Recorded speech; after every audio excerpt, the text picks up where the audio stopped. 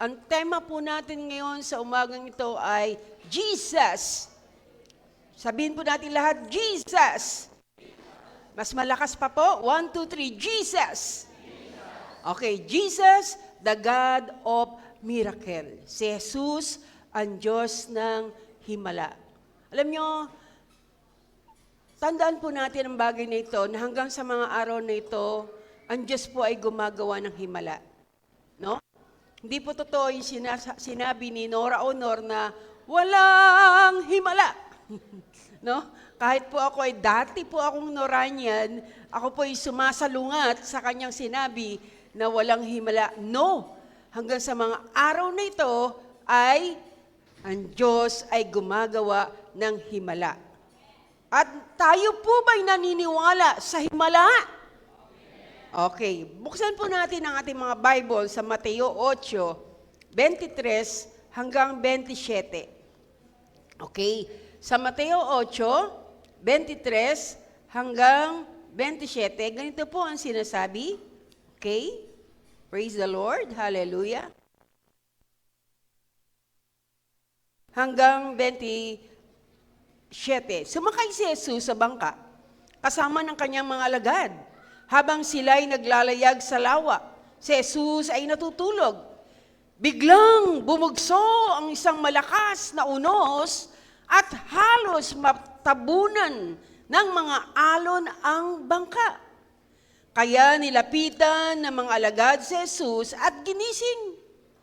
Nang sabi, Panginoon, iligtas niyo kami, mamamatay kami, sabi nila. Ngunit sinabi niya sa kanila, bakit kayo natatakot? Napakaliit naman na inyong pananampalataya. Bumangon siya, pinatigil ang hangin at ang mga alon at bumuti ang panahon. 27, last verse, at namangha. Sabihin po natin lahat, namangha. Mas malakas pa po. Gisingin natin kung may natutulog. 1, 2, 3, namangha. Namangha silang lahat at sinabi, ano kayang uri ng taong ito? Maging ang hangin at ang lawa ay sumusunod sa kanya. Brothers and sisters, pinatutunayan po ng bahaging ito ng kasulatan at gusto kong patunayan sa lahat ng narito ngayon na ang ating Panginoong Jesucristo ay Diyos ng himala. Amen po ba? Napakadami pong kasaysayan sa Biblia. At ang Biblia po ay hindi kathang-isip lang. Ito po ay tunay na nangyari. Ito po ay totoo. Ito po ay tunay na naranasan ng mga taong sumampalataya sa Kanya. Na marami mga tao sa Biblia na ginawa ng Panginoong Hesus ng himala. Kaya pwede talaga na ibigay sa Kanya ang katagang Jesus, ang Diyos ng himala. Si Jesus, Jesus Christ, the God of miracle. Alam niyo po ba sa ibang bansa, ang pagkakilala lang ng ibang mga tao sa ibang bansa at sa maraming mga bansa ay si Jesus ay isang propeta lamang. Maraming reliyon na ang tingin nila kay Jesus at ang doktrina nila kay Jesus ay si Jesus ay propeta lang. Sa Amerika, tinitingnan nila si Jesus na isang superstar lang. Na para lang po bang kapantay lamang ni Nora Honor. Dahil sa Pilipinas, ang tinatawag na superstar ay si Nora Honor. Tama po ba? Tama po ba? Yung mga bata, hindi na ito kilala. Pero yung mga kapanahunan namin, kilala po yan. Talagang sikat na sikat po yan. Kung sasabihin ng tao na si Jesus ay superstar lang, kapantay lang po siya ni Nora Honor. At sa Amerika, kapantay lang po siya ni Michael Jackson. Kapantay lang po siya ng The Beatles. Pero hindi tayo papayag. Tama po ba? Sinasabi ng ibang mga tao at ng ibang mga bansa at ng mga ibang mga reliyon na si Jesucristo ay tao lamang. Ito yung iba't iba nilang espekulasyon at impression patungkol sa ating Panginoong Hesus. At kung i-google po ninyo, sinasabi po ng Google, sinasabi po na konti lang pong porsyento ng mga tao ang tunay na nakakilala sa ating Panginoong Hesukristo. Kung titingnan nyo nga po, sasabihin, ilan ang Kristiyano sa buong mundo? Napakaliit na percentage lang. Mas marami pa yung mga Muslim. Mas marami pa yung mga Buddhism. Yun ang niniwala sa Buddha. Hello! Kaya gumising tayo mga Kristiyano. Ipagsabi po natin, ipagkalat po natin. Pasikatin natin ang ating Panginoong Hesus. Iluklok natin siya sa dahong kataas-taasan dahil hindi lang siya tao, hindi lang siya propeta, hindi lang siya superstar. Kundi ang Diyos natin ay Diyos na buhay na gumagawa ng dakilang himala hanggang sa mga araw nito. Amen po ba? Amen po ba? Palakpakan po natin ang ating Panginoon na Diyos na buhay. Alam niyo po ba kung bakit nagkagayon? Because Satan blind the minds of people. Ito po ang tanging dahilan kung bakit nangyari po ito na ang mga tao, maraming tao sa buong mundo na kinilala lang si Jesus sa isang propeta, tao at superstar dahil binulag po ni Satanas ang pag-iisip ng marami mga tao sa mundong ito. No? Kaya nga kailangan nating ipamahagi, ipagsabi, i-share, ipalakandakan, no? Isigaw sa buong mundo na si Jesus ay hindi tao lamang, kundi tunay na Diyos. Dapat makilala po natin si Jesus ng Biblia. Hindi yung sabi-sabi lang ng internet, hindi yung sabi-sabi lang ng mga ibang reliyon, hindi yung sabi-sabi lamang ng ibang mga tao, kundi makilala natin kung sino talaga si Jesus ng Biblia. Dahil kung malalaman lang ng mga bilyong-bilyong mga taong ito, kung sino si Jesus, kung saan siya nanggaling, no? Kung sino siya, bakit kailangan niya mamatay sa krus ng Kalbaryo upang ibuhos ang kanyang banal at mamahaling at makapangyarihang dugo, makikita nila na si Jesus ay tunay na Diyos ng himala. Okay. Mateo 13:53, no? Hanggang 57. Sabi sa verse 53, makinig po tayo. Sabi po dito, umalis si Jesus mula roon, matapos siyang isa-isa yung mga talaghagang ito. Di ba napag-aralan natin last Sunday about the parable of soil? No? Umalis si Jesus, matapos na siya'y mag-preach sa lugar na yun, umalis siya, pagtapos na isa-isa yung parable of sower o parable of soil, umuwi siya sa kanyang bayan, verse 54. Umuwi siya sa kanyang bayan, sa kanyang bahay, sa kanyang barangay, sa kanyang bayan. Maliliit na parang templo, maliliit na church, parang mga, ang tawag sa atin ang tawag doon? Yung maliliit na simbahan sa atin, bisita, yan. Nagturo si Jesus sa kanilang sinagoga. Nagtaka, ito po nangyari, nagtaka ang mga nakarinig sa kanya. Kaya't kanilang tinanong, nagtanungan sila. Dahil takang-taka sila. Ang sabi nila, saan kumuha ng ganyang karunungan ng taong yan? Nang marinig nila na si Jesucristo ay nangangaral, nagtuturo ng salita ng Diyos, sila'y nagsalita at nag-usap, saan kumuha ang taong yan ng ganyang karunungan? Napakahusay, napakagaling, napakatalino.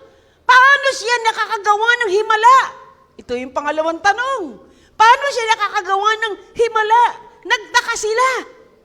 At ito po ang pagtataka nila.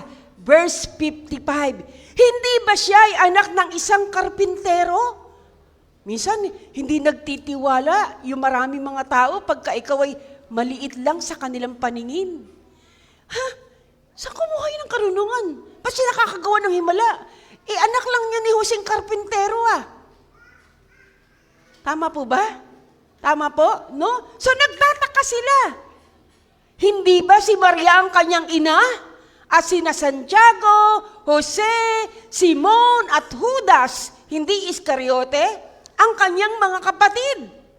Verse 56. At taga-ritos rin ang kanyang mga kapatid na babae. Di ba? Saan kaya niya natutunan ang lahat ng iyan? At ang suli, at siya'y hindi nila pinaniwalaan. Listen. No? Ibig sabihin, tininyo yung mga taong ito, porket lagi nilang kasama si Jesus. Porket kababaryo nila. Porket kababayan nila. Porket kilala nila ang magulang ni Jesus na si Jose na karpintero at si Maria na plain housewife lang, no? At mga kapatid niya na mangingisda ang karamihan at ang kanyang mga kapatid na babae, saan sila'y nagtanungan? Parang di sila naniwala. Saan galing yan? Ba't napakatalino niya? Ba't gumagawa siya ng himala? Listen, hindi nila pinaniwalaan si Jesus. Hindi nila kinalala na si Jesus. Hindi nila kinalala si Jesus na siya yung tinatawag na Messiah. Listen, at maraming ganyan tao. Sabihin po natin, maraming ganyan. Ulitin pa natin, maraming ganyan. Maraming ganyan. Hindi nila lubos na kilala si Jesus. Hindi nila pininiwala na si Jesus ay Diyos ng himala. Hindi sila naniniwala sa karunungan ni Jesus, sa mga kayang gawin ng ating Panginoong Jesucristo. Amen po ba? At maraming ganyan, sabi sa Biblia.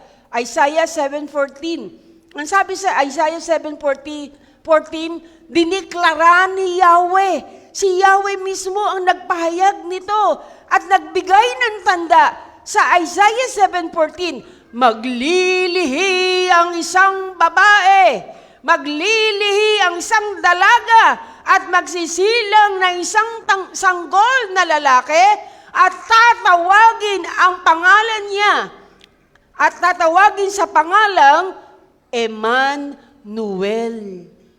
So, Isaiah 7:14. Si Isaiah na propeta ng Diyos, one of the major prophet of God, ay nagpahayag na isang prophecy na sabi na maglili ang isang babae at tatawagin ang sanggol na lalaking yon na kanyang panganganak na Emmanuel. Isaiah 9 verse 6. Sabi rin dito sa Isaiah 9 verse 6, sapagkat isisilang ang isang sanggol na lalaki para sa atin. Ibibigay sa kanya ang pamamahala at siya'y tatawaging kamangha-manghang tagapayo, makapangyarihan Diyos, walang hanggang Ama, prinsipe ng kapayapaan. Hello?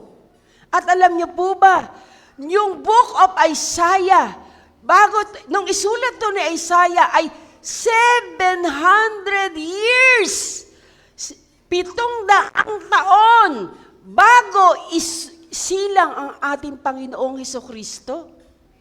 So napakatagal, pero noon pa lang, inihula na noon pa lang sa aklat na Isaiah na propeta ng Diyos na may isisilang na isang lalaki na tatawaging kamanghamanghang tagapayo, no? Tatawaging makapangyarihan Diyos, prinsipe ng kapayapaan. Sabi, ang pangalan niya, itatawag sa kanya, Emmanuel. At nangyari po ito sa Mateo 1. 700 years ang pagitan bago nahayag ang prophecy ito, pero natupad sa Mateo 1:18. Na ang sabi po dito sa Mateo 1, talatang 18, sabi po ito ang naganap ng ipanganak si Jesucristo. Si Maria na kanyang ina at si Jose ay nakatakda na magpakasal. Nakatakda na magpakasal si Jose at si Maria. Ngunit bago sila makasal, nagdalang tao itong si Maria. Ha? Nagulat si Jose. Ha? Hindi naman kami nagsisipang di kami nagkakaroon ng sexual intercourse. Naglihi ang aking fiancé. ang aking girlfriend na si Maria. At alam natin noon, nung panahon yun, napakataas pa ng morality ng tao. Hindi kamay ng babae, hindi nila mahagkan. Hello? Hello? Kaya nagpasya si Jose na kanyang iwan tong si Maria. Sabi niya, nakakahiya. Siguro, unti-unti ko na lang siyang iiwan. Subalit, verse 9, subalit dahil isang matuwid na tao si Jose, sa kanyang mapapangasawa at ayaw nitong malagay sa kahiyan si Maria. Ayaw niya na malagay sa kahiyan si Maria dahil si Maria ay mahal niya. Binalak niyang hiwalayan si Maria ng palihim. Hihiwalay ako, siguro nasalisihan ako eh. Di ba may mga lalaking ganyan? Nasalisihan yata ako, hihiwalayan ko siya, hiwalay ako sa kanya. Ngunit, verse 20, habang pinag-iisipan to ni Jose, iniisip pa lang niya. Pag nagpakita sa kanya sa panaginip ang isang anghel ng Panginoon, na sinabi nito sa kanya, Jose, anak ni David, huwag kang matakot na pakasalan si Maria, sapagkat ang sanggol na dinadala niya ay mula sa Espiritu Santo. Magsisilang siya ng isang batang lalaki at Jesus. Sabihin natin lahat, Jesus. Isa pa natin sabihin, Jesus, mas malakas. Jesus! No? Jesus ang ipapangalan mo sa sanggol sapagkat ililigtas niya ang kanyang bayan sa kanilang mga kasalanan. Napakaraming sanggol na isinilang nung panahong yaon, pero walang isa sa kanila na magliligtas sa kasalanan ng tao. Natanging tong Jesus lang na ito, na isisilang ni Maria, ang tinakda, ang sinabi na magliligtas sa kasalanan ng tao. Amen po ba? Amen po ba? Totoo yung confession ni John the Baptist nang siya'y parit-parito na humihiyaw, magsisi kayo! Behold, tingnan niyo, the Son of God, which taketh the sin of the world. Tingnan niyo ang anak ng Diyos. Siya na mag-aalis ng kasalanan ng sanglibutan. Kung si Jesucristo ay nasa puso natin, mga kapatid, God is with you. And if God is with you, who can be against you? Sino ang lalaban sa'yo? Makakalaban sa'yo? Sino makapananaig sa'yo? Kung si Jesus ay nasa iyong puso, nasa iyong buhay. Sino si Jesus? Ang Diyos ng himala. Hindi ka madadaig ng mga problema dahil si Jesus ay nasa iyo. Amen po ba? Hindi ka madadaig ng anumang sakit at karamdaman dahil nasa iyo si Jesus. Amen po ba? Hindi ka madadaig ng anumang tukso at kasalanan dahil si Jesus ay nasa iyo. Amen po ba? Hindi ka madadaig ng anumang pagsubok dahil si Jesus ay nasa iyo. Amen po ba? Amen po ba? Kung ang Diyos ng himala ay nasa buhay po natin, no? Narito sa ating mga puso, narito sa ating mga buhay, He will fight for us. Amen? Siya ang tutulong sa atin sa anumang pakipagbaka na dumadating sa ating buhay. Problema man, sakit at karamdaman man, pagsubok man, lahat, name it! Si Jesucristo ang katugunan, ang katulong natin sa lahat ng mga bagay na dumarating pagsubok sa buhay natin. Amen. Palakpakan po natin ang ating Panginoon. So, believe me, brothers and sisters, are you in crisis? Naroon po ba kayo sa crisis ngayon? You need a miracle. Gusto nyo magkaroon ng himala. Mga kapatid, this is a good news. Napakagandang balita sa magang ito. May katugunan na ang iyong krisis. May katugunan na ang iyong sakit at karamdaman. May katugunan na ang iyong mga problema. May katugunan na ang mga pagsubok na dumarating sa buhay mo. Why? Because Christ is the miracle working God. He is the God of miracle. Amen. Palakpakan po natin ang ating Panginoon. Why? Because Jesus means salvation. Ang ibig sabihin ng Jesus ay pagliligtas. Salvation. Himala. Salvation from sin. Salvation from sicknesses and diseases. Salvation from poverty. Salvation from punishment of sin and diseases. All curses. Ililigtas ka ng ating Panginoon. No? Alam nyo, wala naman sana dapat sakit ang mga tao eh. Alam nyo, may 3 consequences na dumating sa tao nang magkasala ang ating unang magulang. Ano po yun? Si Eva at si Adan. Nang sila'y magkasala, wala naman sana sakit at karamdaman. Wala naman sanang paghihirap eh.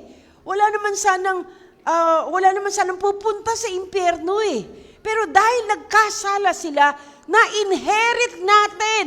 Ibig sabihin, ng inherit, namana natin sa kanila yung kanilang kasalanan. Kaya bawat ipinanganganak na tao, bawat ipinanganganak na bata, ipinanganganak pa lang, may kakambal na agad na kasalanan. May kakambal na agad na kahirapan sa buhay na ito.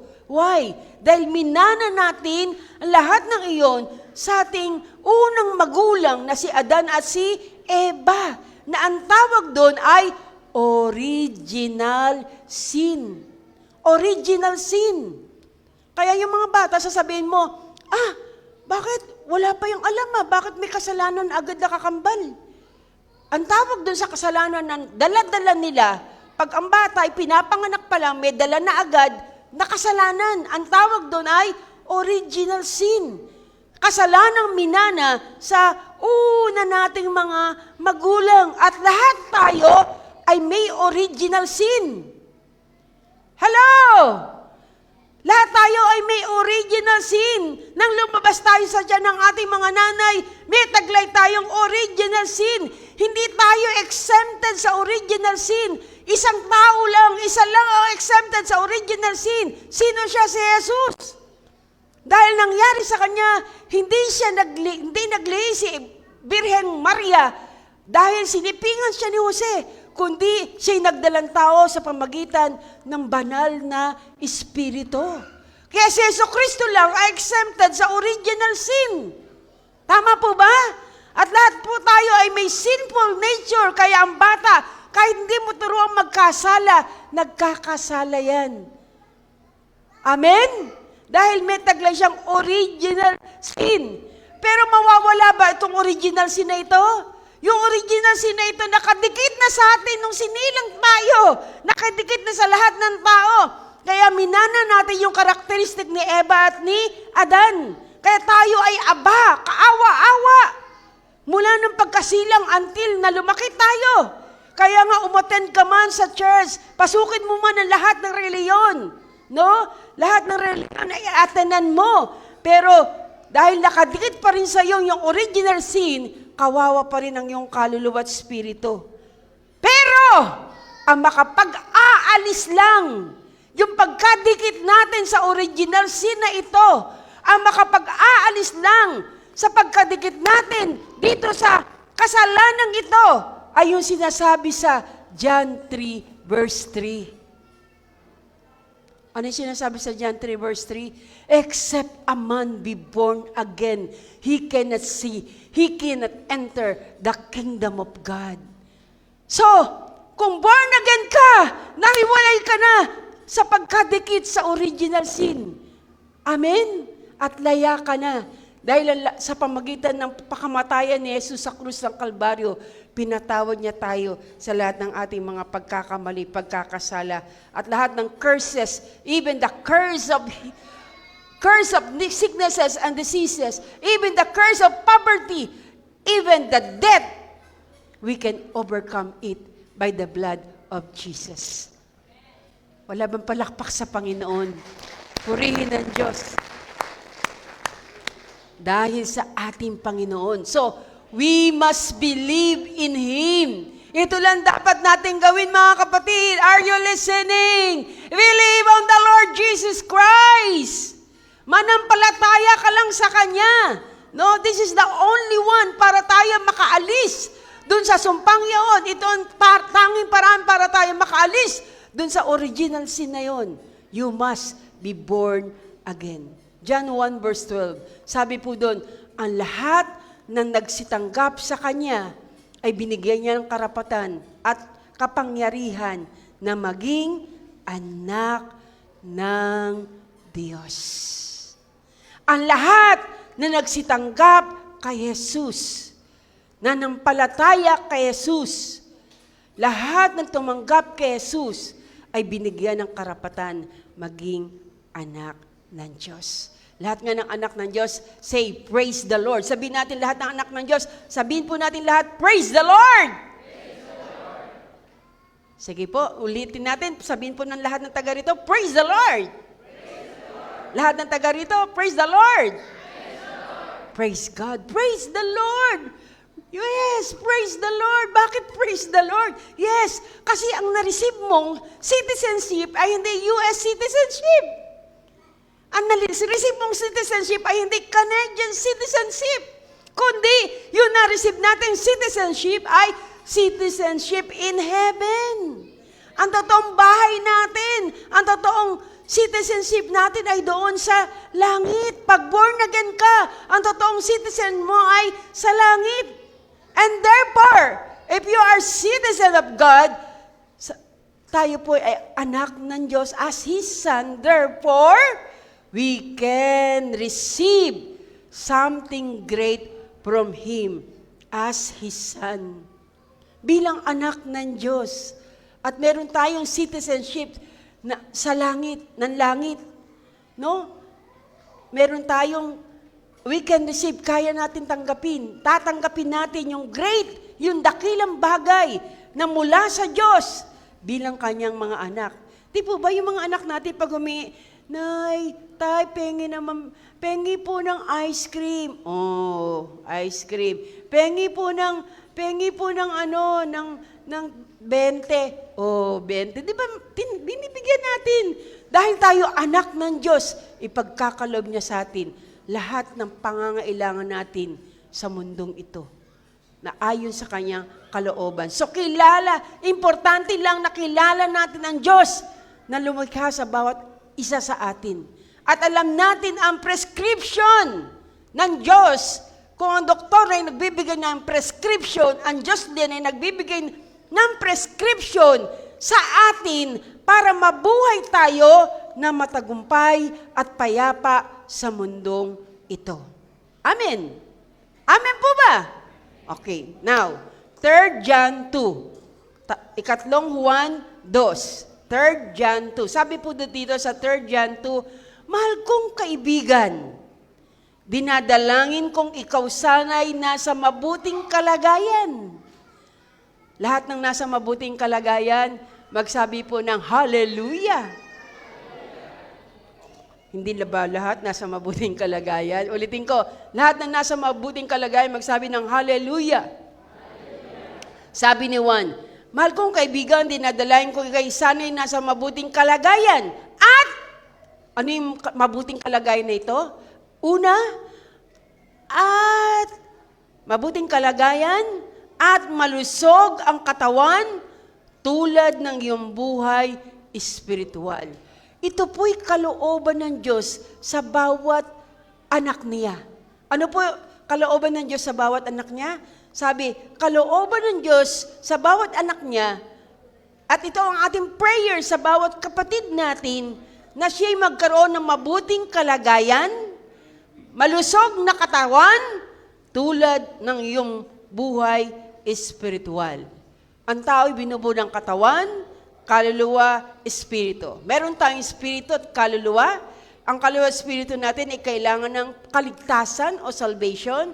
At meron din tayong katawan na ang ating mga katawan ay nangangailangan ng good health, magandang kalusugan, at saka healing, kagalingan. Tama po ba? Tama po ba? No? Financial blessing, yan po ay kalooban ng Diyos na tanggapin ng kanyang mga anak. This is God's will for us. Sa ating katawan, kaluluwa at spirito. Hello, listen, sisingit ko lang to mga kapatid, alam nyo, lahat ng paraan ginagawa ni Satanas para tayo ay magkaroon ng sakit, maging mahirap, at wag pumasok ng langit. Tandaan nyo yan, anong ginawa? Ano si Satanas? John 10 verse 10, ang kanyang layunin, objective sa atin, galit siya sa atin. Kasi tayo anak ng Diyos eh. Tama po ba? Dahil anak tayo ng Diyos, gusto niya na alisin tayo sa pagiging anak ng Diyos, kaya ginagawa niya tayo ng masama. No? So, nagagalit siya. So, mga kapatid, pero ang gusto ng Diyos, magkaroon tayo ng kasaganaan ng buhay. Ano yung kasaganaan ito? Hindi pera lang, kundi magkaroon ng mabuhay na mabuting kalagayan, malusog ang pangatawan, at maganda, at ang spiritual natin ay mabuti. No? So, nais ng Diyos, hindi lang tayo pumasok sa langit. Lahat nga ng papasok sa langit, magsabi ng praise the Lord. Bakit yung iba hindi nag-praise the Lord? Hindi nyo ba alam na papasok kayo sa langit? Lahat nga po ng gusto pumasok sa langit, magsabi ng hallelujah! Kalooban ng Diyos na, hindi lang kalooban ng Diyos na pumasok tayo sa langit, kundi dito man sa lupa, gusto ng Diyos na guminhawa ang ating kalagayan. Paano ba guminhawa ang kalagayan? Hindi lang magkaroon ng maraming pera, kundi yung magkaroon ka lang ng iyong pangangailangan. Praise the Lord. Praise the Lord na yon. At pangalawa, magkaroon tayo ng magandang kalusugan. Alam nyo, minsan ito po, nag-usap kami ni Mr. ko, ni Pastor Rick. Sabi namin, minsan gawa ng diablo yan eh. Tingnan nyo ngayon, lahat ng bibili nyo sa pamilihan. Minsan nga parang sasabihin mo, wala ka nang bibilin eh. Diba? Yung gulay, may pesticide. Tama? Ano pa? Yung mga nabibili natin sa mga fast food, alak ko! Mga kapatid, kung gusto nyo gumaling, kung gusto nyo magkaroon kayo ng magandang kalusugan, bawas-bawasan nyo pagkain sa mga fast food. Pwede kumain pero hindi lagi. Paminsan-minsan lang, minsan isang linggo. Kung makikita nyo, yung makinakain ninyo, hindi malulusog eh. Hindi magaganda sa katawan eh. Tapos pag nagkaroon kayo ng sasakit karamdaman, sisihin nyo ang Diyos. Hindi. Kasi mali eh. Mali yung lifestyle nyo eh. Gusto ko kayong turuan mga kapatid dahil mahal kayo ng Diyos. Mahal din namin kayo. Bawas-bawasan yung pagkain ng mga karne. Bawas-bawasan yung pagkain ng matatamis. Alam nyo, praise the Lord.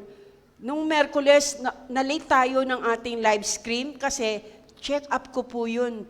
Tawag doon, schedule lang check up ko. Praise God. Napakabuti ng Diyos. Alam nyo, dati yung aking, yung aking reseta, 2 page yun. 2. Kaya pagpe-pray nyo po yung pastor nyo para palakasin pa ng Panginoon. Humaba pa ang buhay para manatili po kung gusto nyo po bang manatili akong nagtuturo dito? Pag-pray nyo po. Dati po, 2 page po yung aking reseta. Pero praise God, sabi sa akin ng doktor nung natingnan niya ako, after 5 months, saka lang ako nakapunta uli. Dati, every 3 months, pumupunta ako sa doktor. Hello, andyan ba si Sir Roger? Kaklasmate ko siya kay Dr. Samson. No? Sabi, alam niyo po ba, sabi sa akin ni Doktora, very good. Praise God. Napakaganda na raw ng aking laboratory. Praise God. Tapos binawasan na niya yung mga gamot ko, kaya yung aking reseta, 1 page na lang. Purihin po ang Panginoon. Palakpakan po natin ang Diyos. At alam ko, na patuloy nagagaling at gagaling, ang Diyos po'y nagpapagaling. Gusto kong patunayan sa inyo na ang Diyos po'y ay Diyos ng himala. Ang Diyos ay nagbibigay ng kagalingan sa iyo at sa akin. Manampalataya lang tayo. No, salamat sa Panginoon. Sabi niya, wow, galing ah. Bumaba na yung sugar mo ah. No? Praise God. No? Napakabuti ng Diyos. Ito ang kalooban ng Panginoon na pagpalain niya ating katawan, kaluluwa, at espiritu. Tama? Sabi sa 2 Corinthians 5:21, He knew no sin, but made sin for us, just to save our soul and spirit. No? Kinuha niya yung ating mga kasalanan, pero mga kapatid, kalooban din ng Diyos na tayo gumaling. 1 Peter 2:24, sa pamagitan ng sugat at latay ni Jesus, tayo ay gumaling. Past tense. Sa pamagitan ng sugat at latay ni Jesus, you are healed. No? By His stripe, you were healed. Past tense na. You were healed. Tapos na. Pinagaling na tayo ng Panginoon. Ang kailangan lang, pananampalataya. Manampalataya ka. Mauwi tayo doon sa sinabi ko kanina. Kaya mapapansin nyo ngayon, ang dami mga tao ngayon, daming may sakit. Kasi nga, yung mga kinakain natin, yung stress, naku po, iwasan nyo po ang stress.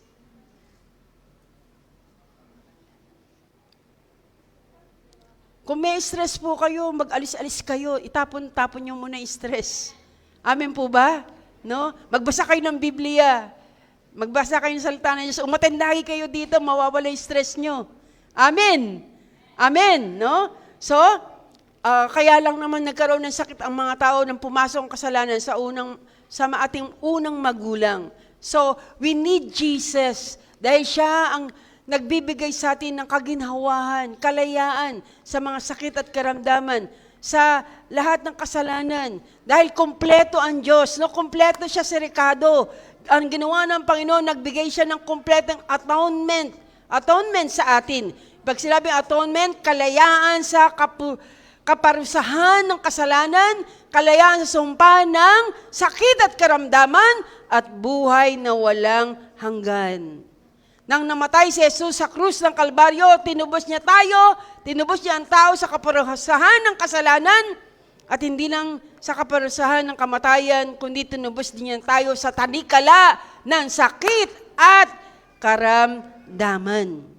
Kung ating sasampalatayanan, nung una pa man sa Biblia, sa Old Testament pa lang, Isaiah 53 verse 5, sinabi yun ng Panginoon, by His stripes, you were healed.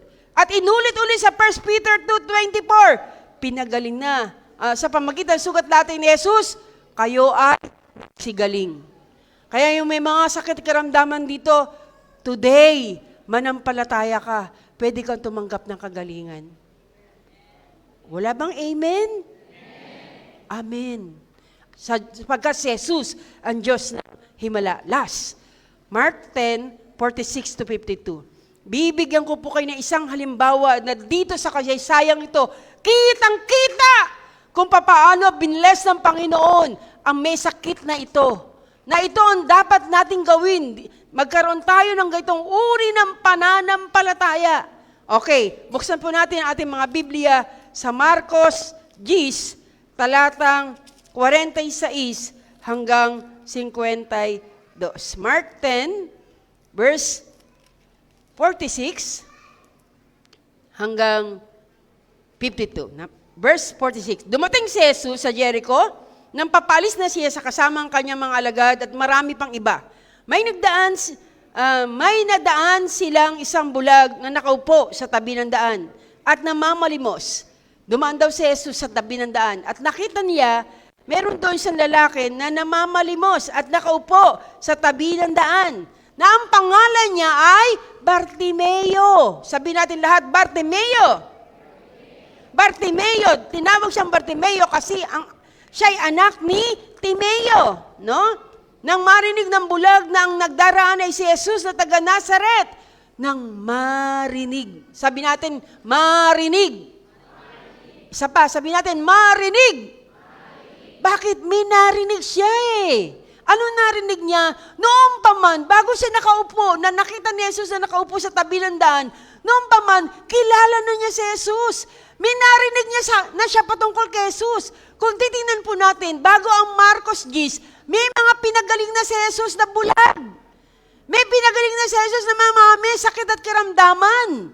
Kaya alam na niya, kilala na niya si Jesus. Kaya ang sabi dito, nang marinig niya na si Jesus ay nagdaraan, Jesus na taga Nazaret, sumigaw siya sumigaw. Napakalakas na sigaw niya. Ano yung sinisigaw niya? Jesus! Anak ni David! Mahabag po kayo sa akin! sinisigaw niya yon, Jesus, anak ni David, maawa po kayo sa akin, mabag po kayo sa akin. Bakit siya sumisigaw? Gusto niyang mapansin siya ni Jesus. Gusto niyang mapukaw niya ang paningin ng ating Panginoon para si Jesus ay tumigil. Bakit? Dahil si Jesus na lang ang natitira niyang pag-asa. Alam niya, kung hindi pa siya mapapansin ni Jesus, wala na siyang pag-asa. Ang tagal na niyang bulag eh. So, paulit-ulit na sinabi niya, Jesus, anak ni David, mahawag ka sa akin. Verse 48, anong sabi dito? Datapwat, pinagsabihan siya. Pinagsabihan siya ng mga taong naroroon, pati rin mga alagad, pinagsabihan siya para tumahimik. Ngunit ano ginawa na? Ngunit lalo pa siyang nagsisigaw. Anak ni David, mahabag po kayo sa akin. Yun ang sigaw ng lalaki na si Bartimeo. No, kahit sinaway ng mga tao roon, kahit sinaway siya ng mga alagad, patuloy pa rin siya sigaw na nagsabi, Jesus, anak ni David, mahabag po kayo sa akin. Mahabag po kayo sa akin. Alam niya, si Jesus ang natitira niyang pag-asa. Panginoon, pakinggan mo ako. Sige na. Pakinggan mo ang aking sigaw. Kaya siya sumigaw pa ng sumigaw. Hindi siya tumigil ng kasisigaw kahit meron ng nagsasaway sa kanya. Verse 49. Tumigil si Jesus at kanyang sinabi, dalhin niyo siya rito. Hello! Praise the Lord! Sige po, palakpakan natin ang Panginoon. Praise God! Bakit po? Kasi yung desire ng puso niya nangyari na mapukaw niya ang damdamin ng ating Panginoon. Kaya sinabi ni Jesus sa mga alagad, dalhin niyo siya dito sa verse 49. Dalhin niyo siya rito. At tinawag nila ang pulubi at tinawag nila ang bulag. Laksan mo ang loob, tumayo ka. Pinatatawag ka ni Jesus, sabi nila.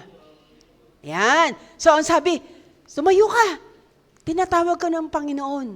Laksan mo lang mo, tinatawag ka ng Panginoon. At dali-dali, sabi sa verse 50, dali-dali siyang tumayo at inihagis niya ang kanyang balabal, paluksong tumayo at lumapit kay Jesus.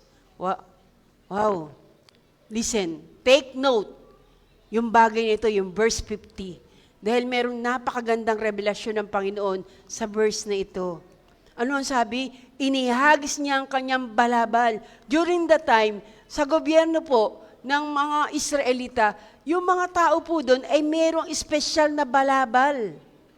Para po bang tayo, counterpart po ito sa DSWD. Tayo po meron Department of Social, Department of Social and Welfare and Development. Yan po ang DSWD. So, parang ganun po. Sa atin po, may binibigyan tayong priority para sa mga PWD. Tama? Nung sa kanilang panahon, para malpatunayan na ikaw ay isang may kapansanan, dapat may ganito kang balabal. Halimbawa, sabihin natin, halimbawa yung balabal na yun, sige, lahat ng may pulang balabal, mga bulag yan. Kaya pag tatawid sila, o naglalakad sila, iingatan sila ng mga tao. Bibigyan sila ng suporta, bibigyan sila ng special treatment. Tama po ba? Para hindi sila mapahamak. Nang tumayo ang lalaki, anong sabi? Hinubad niya ang kanyang balabal. Hello! Pasensya na, nagubad na ako. At ang sabi, hinagis niya. Ay, nakadikit pala dito. Hinagis niya ang kanyang balabal. Bakit niya hinagis ang kanyang balabal? Hinubad niya ito. Ang mahalagang balabal na tinataglay niya. Hinubad niya ito. Bakit niya hinubad? Hinubad niya ito. Ang mahalagang balabal at tinapon. Ano ibig sabihin ng lalaki? Hindi na kita kailangan. Dahil sa umagang ito, dahil sa oras na ito, pagagalingin na ako ng aking Panginoon. Amen? Malakas na palakpak para sa ating Panginoon. Hallelujah! See? Nakita nyo yung pananampalataya ng lalaking bulag na ito? May palatandaan. Yung balabal ng palatandaan na siya'y bulag. Pero hinagis na niya, hinubad niya ito. Marahil sinasabi niya, hindi ko na to kailangan. Dahil alam ko, sa araw na ito, paggagalingin na ako ng aking Panginoon. Verse 51, ito napakaganda. Ano sabi sa kanya ng Panginoon? What do you want me to do for you? Ano ang gusto mong gawin ko sa'yo? Bartimeo, ano gusto mong gawin ko sa'yo? Kayo na narito, tinatanong din kayo ng Panginoon, ano ang gusto niyong gawin ko sa'yo? Rogelio, ano gusto mong gawin ko sa'yo? Sabi ng Panginoong Jesus. Oliver, ano gusto mong gawin ko sa'yo? Sabi ng ating Panginoon. Hindi ba alam ni Jesus na bulag si Bartimeo? Alam ng Panginoon Jesus na bulag si Bartimeo. Pero tinanong pa rin niya, anong gusto mong gawin ko sa iyo? Dahil gusto ng Diyos na maging specific tayo. Pag lumalapit tayo sa Kanya, be specific. Sabihin mo sa Kanya kung ano kailangan mo. Marami, nagpe-pray na lang sa Lord, Lord bless us. Lord, give me this, give me that. In Jesus' name, Amen. Tulog na. Parang tamad manalangin. No? Tell God what you need. Maging masipag tayong manalangin. Maging masipag tayong hanapin ang Diyos. Maging masipag tayong hanapin ang Kanyang mukha. At tutugon ng Panginoon. Kung mabibigyan natin ng kaluguran ng Diyos, ang sabi sa Biblia, walang imposible. Kung mabibigyan natin ng kaluguran ng Diyos at tayo sasampalataya, walang imposible. Kaya ang lalaki, tunay na sinabi sa kanya, Lord, I want to see. Panginoon, gusto kong makakita. Hindi niya hiningi ay pera. Hindi siya humingi ng maraming pilak dahil namamalimos siya. Hindi niya hiningi yun. Ang hiningi niya, nung siya'y gumaling sa kanyang sakit at karamdaman. Kaya sa verse 52, ang sabi ng Panginoon, Go! Your faith healed you! Yumaon ka! Magaling ka na! Ang pananampalataya mo sa akin na nagpagaling sa'yo. Tama po ba? Tama po. Mga kapatid, listen, alam nyo, habang nananalangin ako kanina, umaga, madaling araw, nangusap sa akin ng Diyos patungkol sa mensaheng ito. Ang sabi ng Diyos, don't make Jesus as a genie in a bottle. Ito ang dumating sa akin. Sinabi ng Diyos, sabihin mo, wag nila akong gawin parang genie na nasa botelya o nasa oil lamp. Naunawaan po ba natin? Ito ang sinabi sa akin ng Panginoon. Bakit marami mga tao at marami mga Kristiyano na ginagawa si Jesus na parang genie? Yung kakaskasin muna yung bote o yung oil lamp at pagtapos lalabas yung isang malaking lalaki at sasabihin sa'yo, Master, what do you want me to do for you? At pag nag-wish ka na, bibigay na agad sa harapan mo yung wish at pagkatapos nun, papasok uli siya sa bote. Hindi dapat nating gawin gano'n ang ating Diyos. God wants relationship. Ito ang gusto ng Diyos, everyday communication. May sakit o wala, may pangangailangan o wala, may problema o wala. Na kinakausap natin siya. Tama? Tama? Tama po. Praise God. Tell Him that you love Him. Sinasabi niyo ba ito sa Panginoon pag kayo nananalangin? Ako lagi ko ito sinasabi sa Diyos. Pag ako nagpe-pray, pag wala na akong maisip na sabihin sa Kanya o hingin sa Kanya, pinupuri ko na lang siya at lagi ko sinasabi sa Kanya, I love you, Lord. I love you, Jesus. I love you, Father. I love you, Holy Spirit. At walang magiging imposible kung ganito ang trato natin sa Panginoon araw-araw. Amen. Ang sabi sa Biblia, if you believe, you will receive. Kung mananampalataya ka, tatanggap ka. At ang tanong ay ito, kaya mo bang sumampalataya? Kaya mo bang sumampalataya kagaya ng pananampalataya ni Bartimeo? Na nagsasabi, hindi ko na kailangan ng balabal na ito dahil si Jesus ang aking manggagamot. Nung lumuwas kami sa Manila, may nakausap po ako doon isang taong mayaman. May sakit po siya. May cancer po siya. Nag-share lang kami. Pero alam niyo, sagot niya sa akin, sabi ko sa kanya, naniniwala ka ba sa divine healing? Sabi sa akin, hindi ako para dyan. Doon ako sa gamot at sa doktor. Nalungkot ako. Kasi yun ang sinagot niya sa akin eh. Na ang pag-asa niya, porkit may pera siya, ang pag-asa lang niya ay doktor at mga gamot. Pero nais ng Diyos, kahit napakayaman mong tao, kahit may pera ka, kahit may pampadoktor ka, kahit may pampaopera ka, ang gusto ng Diyos, umasa pa rin tayo sa Diyos. Dahil walang nabibigo kung umaasa tayo sa Diyos. Amen? Palakpakan natin ang ating Panginoon. Last. Kung ako ang Diyos, hindi ko sinasabing Diyos ako I'm not God. Pero kung ako ang Diyos, tutugunin ko talaga ang pangangailangan ni Bartimeo. Paano ko di bibigyan ng kagalingan kung ganito kalaki ang pananampalataya na isang lumalapit sa iyo? Amen? Kaya nga, tinugon ng Diyos ang kahilingan ni Bartimeo dahil nakita ng Panginoon, humanga ang Panginoon Jesus sa pananampalataya ni Bartimeo. Bago kayo tumayo, sinasabi ko po sa inyo sa umagang ito, if you believe, you will receive. Lumapit tayo na may pananampalataya sa Kanya. Tumayo kayo na may pananampalataya sa Kanya. Hanggang ngayon, si Jesus ay Diyos ng himala. Sinabi niya sa Kanyang salita, sinabi sa salita ng Diyos, siya ang kahapon, ngayon, oo, at magpakailan-kailanman. Hindi siya nagbabago. Mateo 11, talatang 28, come.